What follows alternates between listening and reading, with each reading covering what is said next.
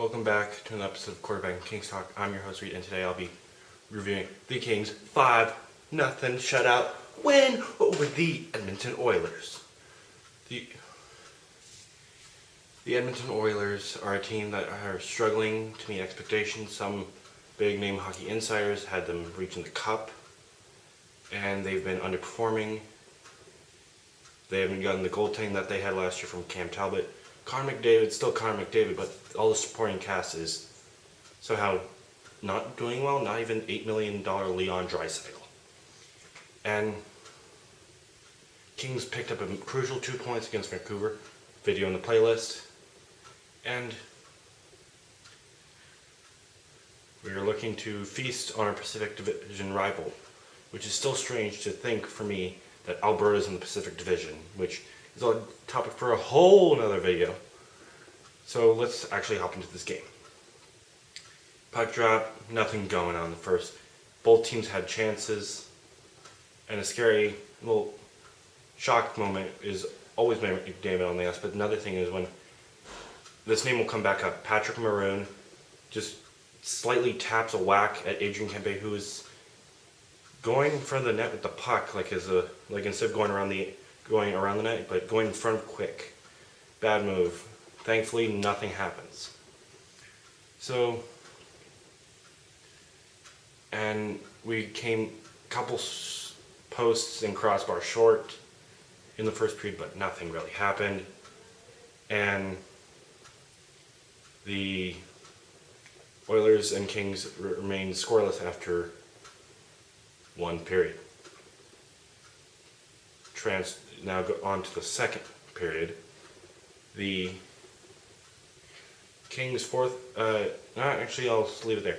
But during the game, I was like, "Where's IFL? Where's IFL?" Check Twitter.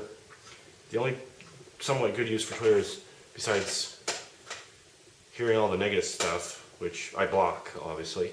But I read, thanks to the John Rosen, the LA Kings insider, he said Alex IFL is out for rest, and I think totally cool. Young guy needs to adjust. He's still used to the college hockey schedule, and he's played in every single game. So that meant Andrioff was in, and Andrioff delivered him on the fourth line with, I believe, Torrey Mitchell and UC Jokinen, who is playing in Edmonton for the first time since he got traded for Mike Camilleri. Same Camilleri playing for the first time against his former club, yada yada yada. Torrey Mitchell makes a nice pass underneath Chris Russell's stick, and Andrioff scores his second of the year, the double A battery with a little fuse of energy, getting that nice little wrister past Cam Talbot, and that is his second goal of the season, and that's his career high, because 2 years ago, I believe, he only had one goal, and that was his first ever National Hockey League goal. So this year he has one more. So he has 3 career goals, but 2 this season. And scary moments.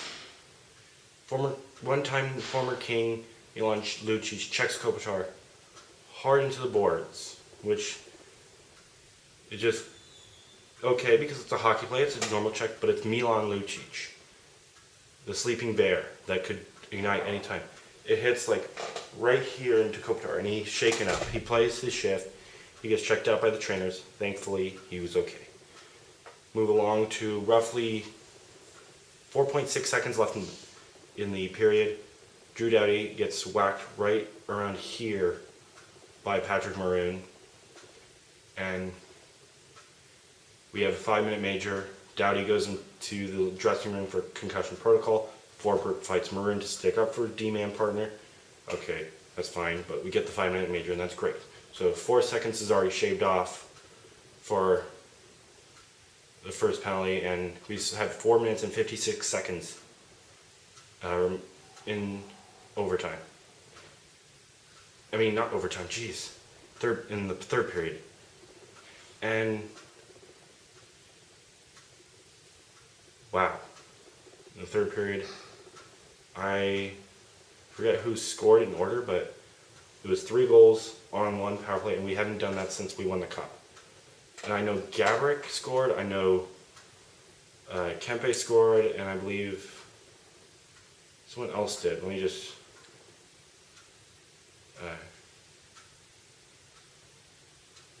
get it for you. Patrick Moon also got a hearing today as of recording, and is now suspended 2 games for that incident. So it was Gabrick, Brown, Kempe, in that order. And much later in the period, Dustin Brown with it, his second of the game, and we have the 5-0 lead.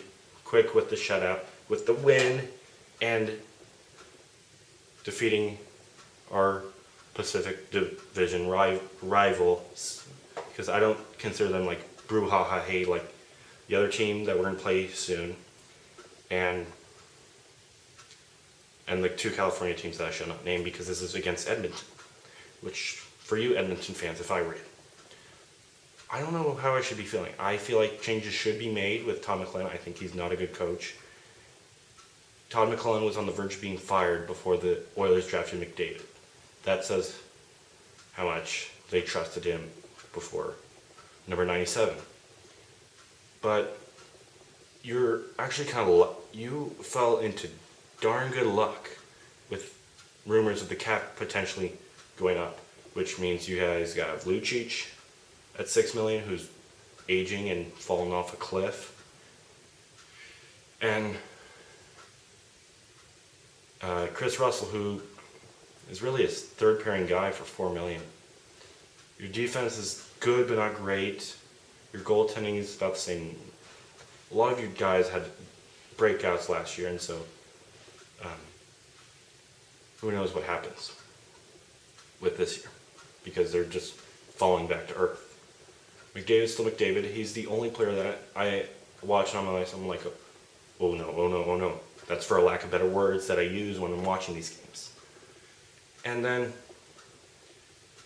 I'm happy that we shut them out in their rink because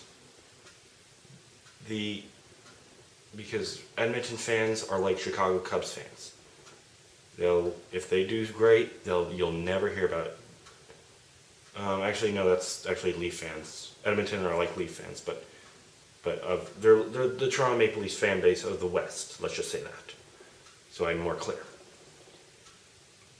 And going back to Brownie's second goal, he passes Wayne Gretzky for most goals, in terms of more goals as a King. That's why I gave you the pause button right there, because Gretzky started his career in Edmonton, came here to LA, and then did his other thing. Brownie has been here since 2003, and Kings win. So that is it for this video.